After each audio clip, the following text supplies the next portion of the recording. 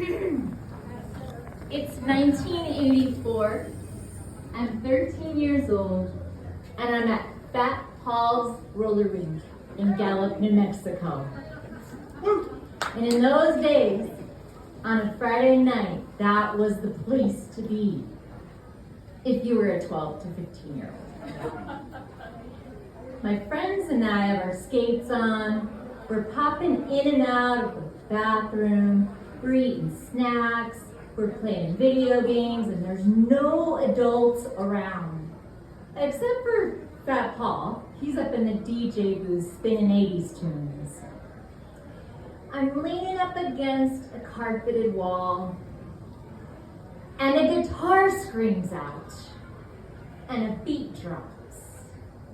The synthesizers chime in, and then the voice of the man himself. You see, it's 1984, the year of purple rain. My friends and I squeal with delight, and we shoot out onto the floor. We're singing. Dig, if you will, the picture of you and I engaged in a kiss. The sweat of your body covers me. Can you, my darling, can you picture this?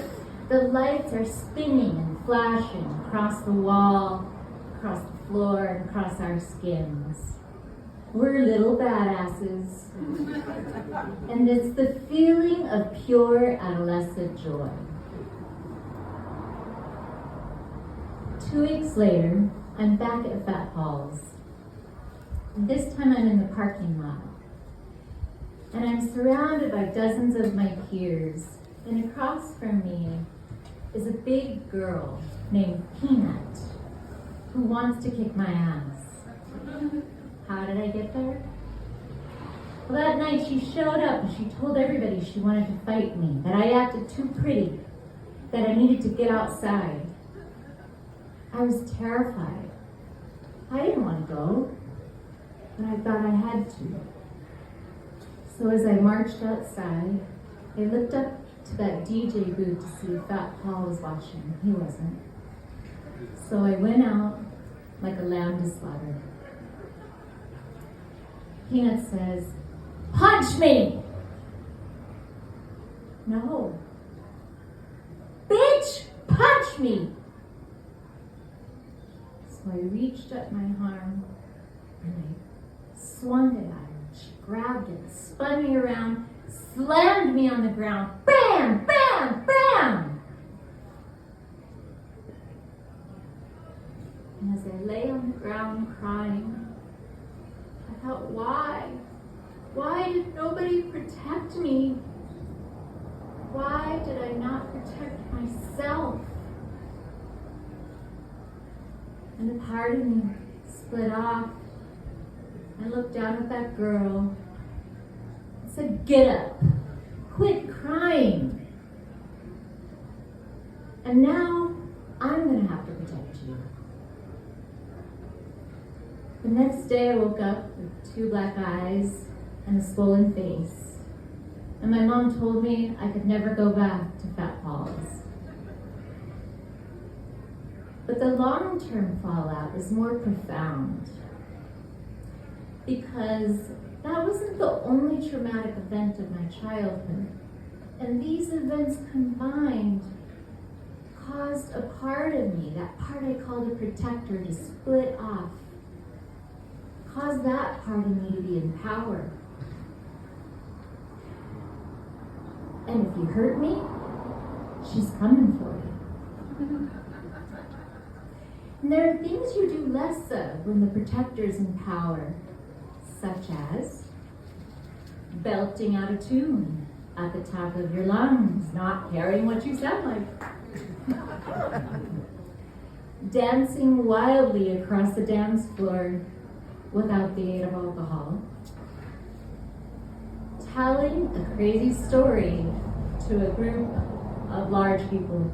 I mean, a large group of people.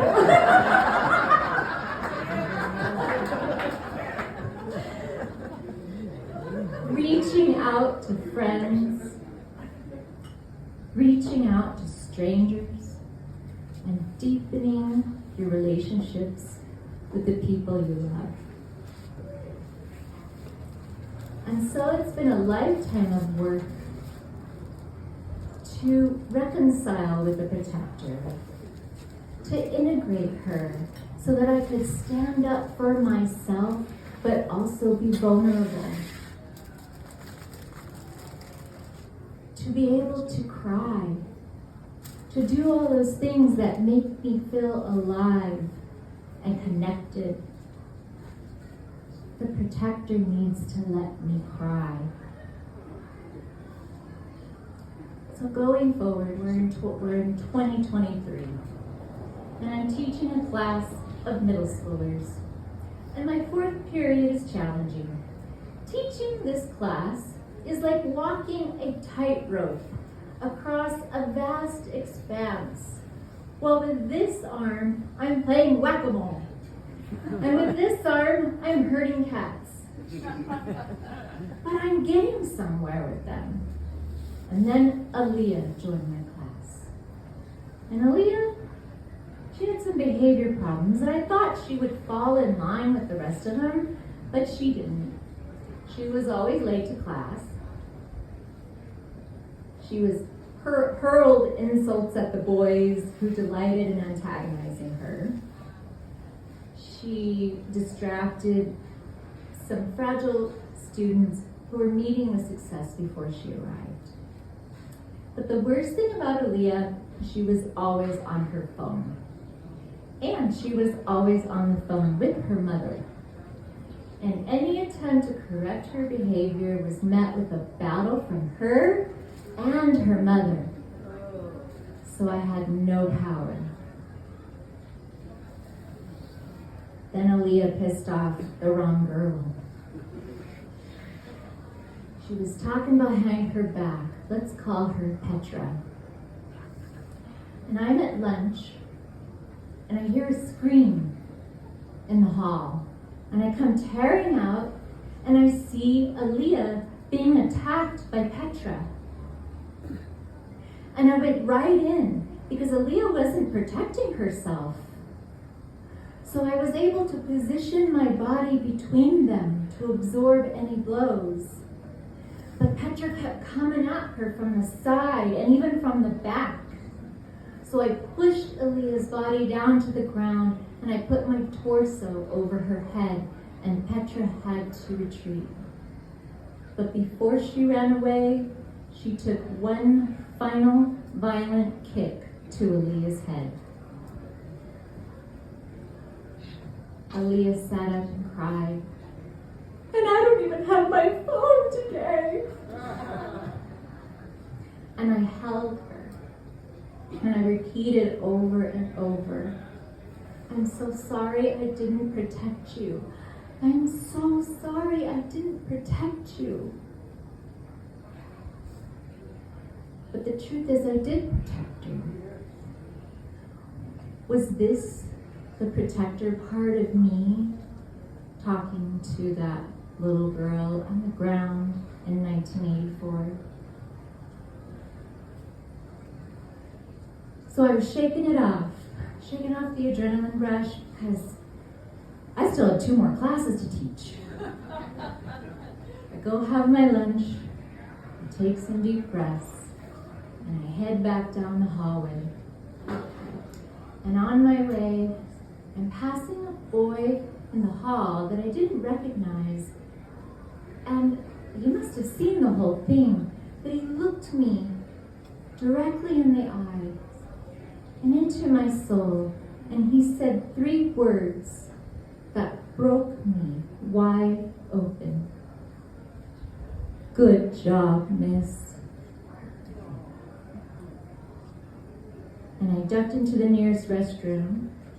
We have no adult restrooms in my hallway. I found an empty stall, and I shut the door, and I sunk to the floor, and I cried.